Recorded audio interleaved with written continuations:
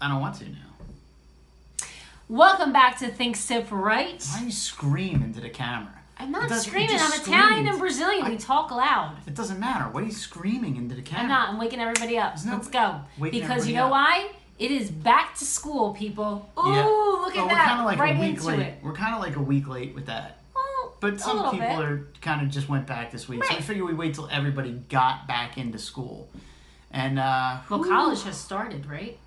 College started before everybody else. Although, you know what? I don't understand. When we were younger, you never started school before Labor Day. I mean, college you did. But, I mean, I'm talking about, like, grade school and stuff like that. You never started before Labor Day. Why? Everybody's starting before Labor Day now. I think it's just the absence, like, of when there's snowstorms and they accumulate and, you know, they want to make sure the kids, you know, it went longer into June to end school, but they want to start earlier. Well, and I get that. I get it? I get it, but I mean, does that happen everywhere? I did no research in this episode. No. Like, what about in Texas where it doesn't snow? Well, followers of mine, I don't know about some of your followers, but I saw a lot of kids going back to school in the middle of August. Yeah, I know. That's what I'm talking and that about. was like out in like the Midwest or whatever. I mean, I don't know. I guess that's just the way it goes. But yeah, it was always after Labor Day. Yeah. Always. But I do The have to say. funny thing is, though, I've noticed, and at least with the kids here, they don't do anything for the last month and a half that they're in school. Like, they literally do nothing. They cram everything into the first 3 quarters of the year, and then the last month and a half, they do nothing. Yeah. They have no homework. They do have homework, but it's like very limited. They have no tests. Right. Well, I feel because, you know why? Because they cram so much in. You know what I mean? I get it. It makes sense. They cram it all in the beginning half of the year, and that's actually good to be ahead of the curve. I kind of wish almost that would happen when I was younger, but at the same time, it's like... Are you just jealous because that didn't happen when you were going to school? I mean, I get a little jealous of that sometimes, I guess. Really? But no, I feel as though the older the kids are getting, though, the more expensive things are getting. Now, I don't know where you guys are from that are watching, but I know when I was going to school, they never asked for like what about like hand sanitizer and they didn't have hand sanitizer when you were a kid. They didn't? I don't think so. I don't remember hand sanitizer. Well, they could have asked for soap to wash your hands, right? No. Like in classrooms? Like they supplied that. Well, that's what I mean. Like paper towels. Although I do remember bringing in tissues. I never had to bring in tissues either. I did bring in tissues. That was the only thing that we would bring in was tissues, but nothing else. What else did they? Here's how I know. How I know we never brought in tissues. Wait, hold on. And then, like, even like the copy paper. Kids had to bring in copy paper. I know. Here's how I know. We never had to bring in tissues. Oh boy. There was a kid in class, and I will just. Watch, this kid's now watching this. Oh, I don't even know if this guy exists. He's not even on Facebook, so, you know. Not everybody has to be on social media. Not everybody is, but I'm just saying. So this guy, I won't say his name, JJ were his initials, but he had this snot that was always coming. I mean, he always, like, I think we always had one of those kids. It would, like, come down to his lip, and then when he'd talk, it would, like, get on his tooth, and he'd go, and he'd shoot it back up his nose, right? See, now, there's a constant snot. And, like, I feel like if we would have done that when we were kids, you know, he would have that. But I remember there were times in class where I'd laugh. There was one time in class I laughed, and I remember this big booger flying out. But there was a tissue in the class. Like, I was able to cover it up and go get it. This kid, JJ, his parents just didn't care. They sent him to school with snot dripping out of his face. Well, no, they were probably the parents that said, don't suck up your boogies, like, you know, he did suck up his boogies. I know, but the problem is he waited until they were like dripping in his mouth. So I'm gonna tell you, I'm not gonna lie, like if my nose is even a little bit dripping, I'm gonna go and sniff back. And I know you have told the kids before, don't sniff back. You're gonna get an ear infection. Yeah, but I'm saying if it's all congested and everything. I know, but the problem is if you don't have a tissue. No, you don't have it. You gotta sniff it back a little bit. You gotta sit there and just like stick your finger all the way up your nose. Maybe that's the way he was taught. Don't sniff back. So maybe he. This kid wasn't taught anything. This kid pissed on his shoe in the bed. Stop it. I'm just saying. Now you're being a bully. I'm not being a bully. Which, speaking of... I was friends with the kids. Speaking of, this has become a major problem now. Absolutely. in this I guess these years or whatever, because kids are now on social media so they can bully people through cyber. Yeah, but they still do old-fashioned bullying, you know. And I know, but the problem is now, like they do it. I feel like the older our kids are going to get, and a lot of people have told me this, is that people can make fake accounts and bully your kids. Oh and, you know, and that's what people are taking advantage of. But that also has to come to a certain age. Obviously, parenting has to be on that, you know. But there's a certain limit that parents can do. And the problem is now a lot of the things they're teaching them is don't stand up for yourself. You know? Well, I know from experience that eventually, like, my beer just like sprayed all over me. But, you know, you got, if you don't speak up for yourself, look, I didn't speak up for myself until I was in 7th grade. And then it went from not being able to speak up for myself in words to ended up being in fists, you know? And it's like, you got to learn how to talk yourself out of a situation before you're getting yourself into a physical conflict. And if you're being taught not to be able to stick up for yourself, if somebody says something mean to you, turn around and go tell the teacher? Well, that's not the way the real world works. Well, that's the funny thing is that our kids, well, not our kids, because our like, she's pretty good with speaking her mind. She has no problem. But now our son has a little bit of, he's intimidated. He's shy.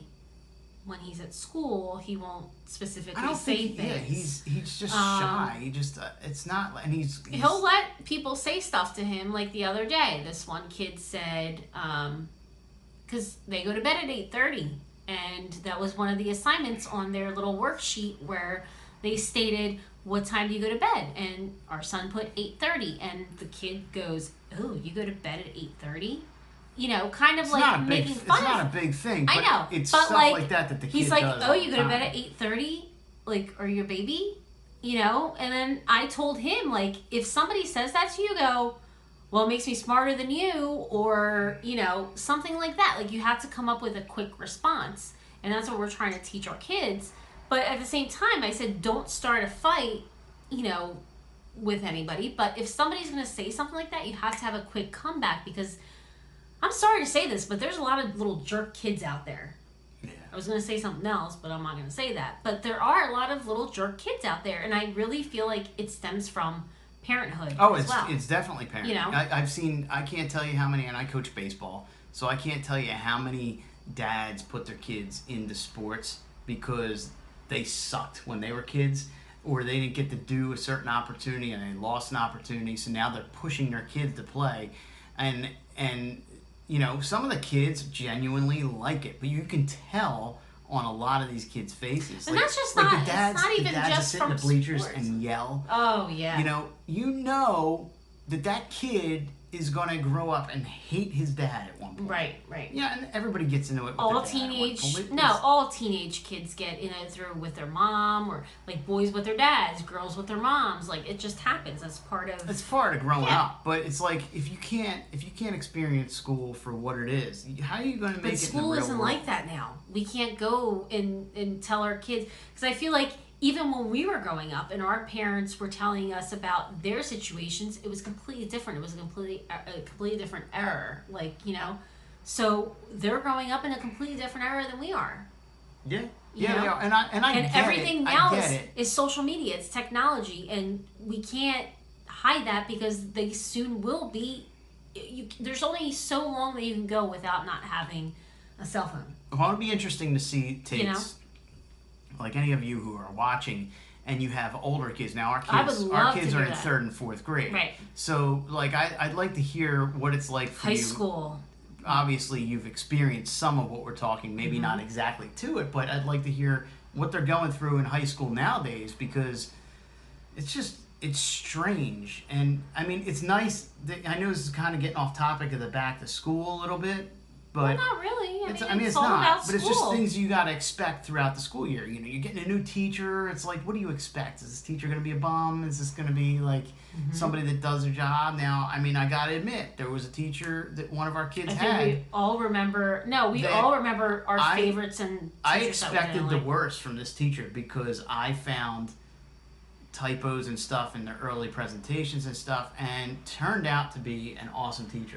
You know, and that was me jumping to conclusions. Well, at the beginning of the year, we all jump conclusions. But as we're a like, parent, who are these people? Yeah, as like, a parent, you do that, you know, to a certain extent. But I do have to say, I have been very happy with all of the teachers my kids have had. Now that you said that, What? see, you don't go and say something like that until after they graduate college. Well, no. Throughout the years, like, I know I can go back and say my sixth grade teacher was one of the best teachers. One of my 8th grade teachers were the best teachers. Like, I can go back and say that, and I love the fact that my kids, like, our daughter goes first, and if she has a good teacher, I'm hoping that my son can get that teacher. And luckily, through grade school, they have been able to follow. Like, he has been able to follow his sister's footsteps, like, with the teachers, and I love all the teachers. I think and that's it's great. great. So we have an advantage with him, because if she ends up with a horrible teacher, you know, we can just say, no, Right. No. Right. And there are, I mean, I remember plenty of teachers that were horrible teachers. I remember I had some really good teachers. I think my grade school teachers were really good. I'm actually friends with one of them on Facebook. Who is that? Is that Mrs. Clark. Yeah. Yeah, she's so sweet. Yeah, she's a big follower now. Yeah. But I mean, and it's funny because she was one of the teachers that taught me writing, you know, and here I am a writer, so she gets to see kind of some of the things that she instilled upon me. What grade was that? That was 7th and 8th grade, but you know, it was kind of like I had her equally, like half the time. You know, there were like 2 teachers for 7th grade, 2 teachers for 8th grade. They were same teachers. It's just like you swap back and forth. But I think we don't forget the bad teachers either. No, I mean, I remember in first grade, I had a staple put in my leg. I got hit by a textbook. Oh yeah, yeah. I had one of the nuns.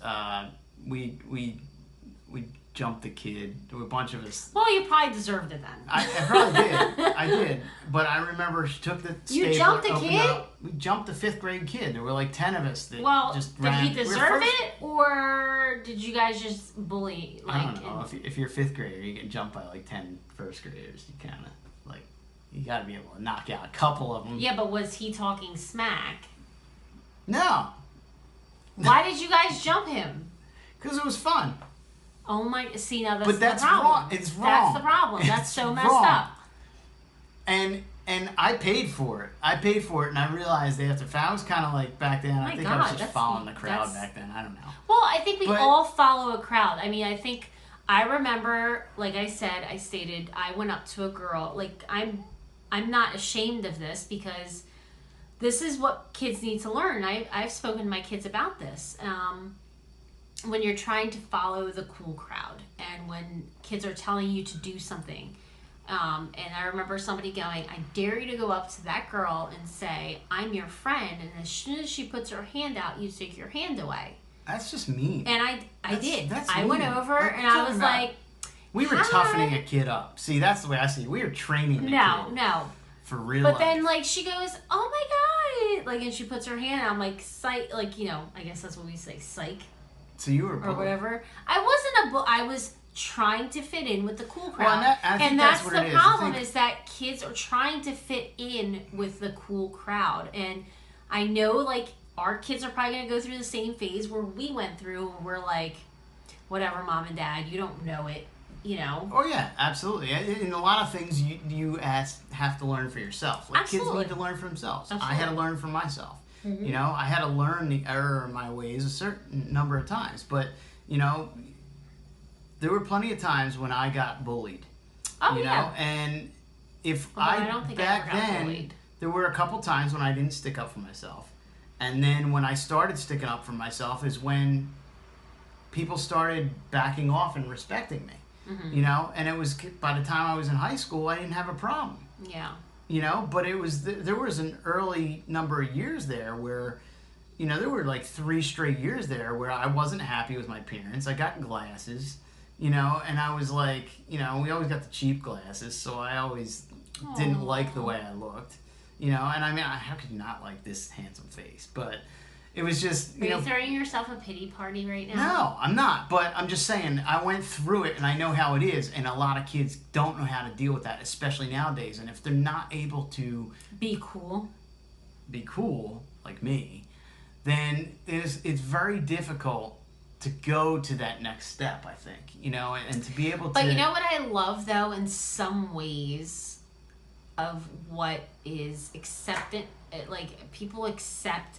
they're starting to, at least, is accept people for who they are. Yeah. And you know, if you're this ethnicity, or if you have hair that looks a certain way, or if you're short, if you're tall, you know, people are starting to somewhat accept you for who you are, which then I felt like certain people would be categorized, like they would be in specific table. I mean, I'm not in high school now. I don't know. I mean, I know in high school it was I know in high school when I was going to high school, it was Latinos in one, or Latinos and African Americans in one table mixed, or it was like the Russians in one table, or the whites in one table, or yeah, you would see some people intermingle, but everybody had their like. But that's cliques. Just because it still like that? I don't know. That's because certain groups attract to themselves, and this is a psychological thing. You naturally are attracted to your own like race to a certain extent. But I remember growing up, and we never like. We had black people, we had Asians, we had everybody in class. No, we never looked at anybody different. No, nobody looked at anybody different, but when it came down to like the lunchroom, like who you were hanging with. So to me, see, that's the difference between suburbs and city. Probably. I mean everybody whatever. was cool. No, we were cool, but like I felt like the minorities, like Latinos, Asians, African American, like what we were hanging out, Indians, like, you know, Indians actually had their own little like section, like they did their own little thing. And you do get that. Although we did have some that intermingled too, but it wasn't a lot. It goes beyond race. I mean, you see like the musicians all hang together, the jocks all hang together. Right, exactly. You know, the math nerds all hang together. And it's for kind of sure. like, you know, you hang with people that you can relate with. You went to a Catholic high school. Yeah. I went to a public high school. Yeah, so maybe it was a little bit different. I mean, we had cliques in high school, but like I said, it was just it was limited to a certain extent, and it wasn't based on a race thing. I think everybody always felt like everybody was equal. And I don't know. I felt like there was a little bit of a race thing. I feel like it's more. I feel like it's more divided now than it was when I was in school, because I feel like back then there was just not. There was no. You never identified somebody by the color of their skin back then, and I feel like you never really identified. That's just what you saw, though. The cliques were that was the thing. The cliques just happened to be that way. Like, but like in my high school, there was a big race thing that happened. But that wasn't because somebody said, "Oh, well, you guys got to go sit over there, and we're sitting over here." Oh no! It was somebody said like, something. Well, let's go. Why don't we go sit over here? And then the other group going, well, why don't we sit over here? And it was just kind of like everybody just naturally migrated to the same area because they had something in common. There were like, you know, like I'm saying, like, yeah, there were like different, like you could see the more like minorities sticking together, like, you know. But at the same time, I wasn't saying that there wasn't like white people sticking with us. Like there were people, you know, it was a mix. And then you're bringing up my point for me. It was, but it wasn't a lot. Like you could still see. But was it a hateful thing? No, absolutely not. Like even though they were cliques, No. it wasn't a hateful thing. No, absolutely That's what not. I'm saying. I feel like the segregation and the racism thing is worse now than when we were younger. And then of course when we were younger was better than when our parents were younger. Right. You know, Right. but I feel like because of everything in our current and political climate for the past, 20 years has built that up to a certain expectation where you see things that you wouldn't naturally see before. And it puts things into people's heads that they jump to conclusions about certain things. And I think that that's a big problem. And I think that our kids going back to school are dealing with... See, and that's the thing, is that I teach my kids the way I was taught, and it's... Never judge anybody. Never judge anybody by what they look, by what they wear. What they do, exactly. how they speak, exactly. Whatever. It's just... And I love the fact that our kids are they're humble kids, and they're very sweet kids, and they bring up stuff to us about what other kids say to other people, and I think it's amazing to see, like what they tell us, because as a parent, I still sometimes think of myself as being a young girl, but now I'm a parent, so I'm listening to these things, and I'm like, oh my God, it's so messed up. Like, I want to go in there and be like, who are you talking to, kid? Like, Oh, no, I know. I can't. But I think I'm that's a what it parent is now. It's kind of like now the frustration comes back to the parent, and I guess it always has. I mean, I remember coming home with a black eye, and my dad going, what happened? And I lied to him, and I told him I caught a football in the eye. Yeah. And he knew I could catch a football. He knew I wasn't catching it with my eye. He knew exactly what I was doing, and I got grounded for a while. Oh, you weren't the only one. I remember an altercation, and where I came home with a scratch and stuff on my face. A scratch? See, like... No, I was young. Is that a cat fight? I was in 5th grade, actually, the first time this happened. And to me, that's young to be getting into a fist fight. It wasn't a fist fight. It was well, you came home with a scratch. Really scratch fight, and I didn't do anything. I didn't do anything to the girl. And my dad's like, I was the only child, so my dad was like, if somebody touches you, you touch them right back. And I'm like, but Dad, I don't want to get in trouble. Like, I remember saying that. I don't want to get in trouble because I was always such a good kid with those things. But I remember him saying, if somebody touches you, I don't care what it is, you will touch them back. But no, like, I was just brought up to defend myself, after that altercation. I never let anybody touch me again, or never let anybody speak down to me after that situation, And then in high school, there was a huge situation that I didn't get myself involved with, but a girl came up to me and said certain things, and I stood up for myself. Yeah. And you know what? And you have to. Like, you have to in order to. And you know what? After whatever happened, 2 days later when I came into school, she was all like, "Oh, girl, like, blah, blah, blah, like respect. All my, yeah, exactly." And I think that, and that shouldn't be the way it is, but that naturally is the way it is. I think with a lot of kids, especially kids that pick on other people, kids that try to start stuff. If they're put in their place, 9 times out of 10 they stay there.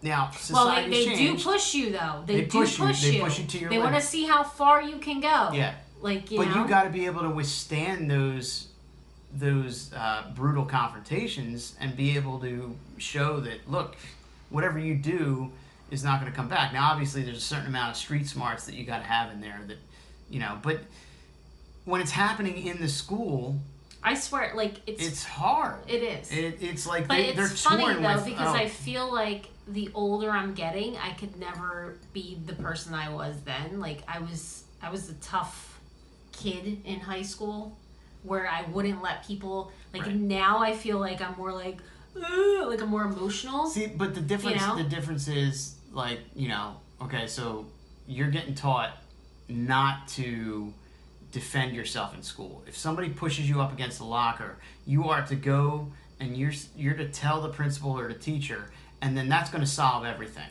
Right. Okay? And the problem is, if you get outside the schoolyard, right, and the kid does the thing to you in the schoolyard, you have no one to run to. Right. There's no one interfering there. You need to be able to stand your ground and to I'm not saying to fight. And the funny and you the, want to be able to mentally talk yourself out. The funny thing is that you don't need to fight as long as you know how to word certain things. I've gotten myself out of certain situations because of the way I speak and the way I know how to handle things. Right. But if you don't, and that's what I'm trying to teach my kids, is that not everything has to be a fight, but don't let people step on you and, you know, do all that. I feel like we're talking so much about bullying with back to school, but it's such a major issue. It is, and I think that's a huge concern that goes throughout the whole year. I mean, education aside, it's a different, you know, so maybe this is like a school and bullying episode, but I don't know. So what are your experiences? Like, what have you gone through? What do you anticipate for the year? And what do you think about the way you were brought up versus the way your kids are brought up? Or if you are still in school or you're going back to school and you're trying to... I feel like college is a whole different thing. It is. It's different, but it all applies the same way to some extent. You know, a business world versus a child's world is very relative to a certain extent. So yeah, I'd like to see what everybody thinks. I feel like we could ramble on with that one for a while. We could. So anyway. All right. Cheers. Cheers.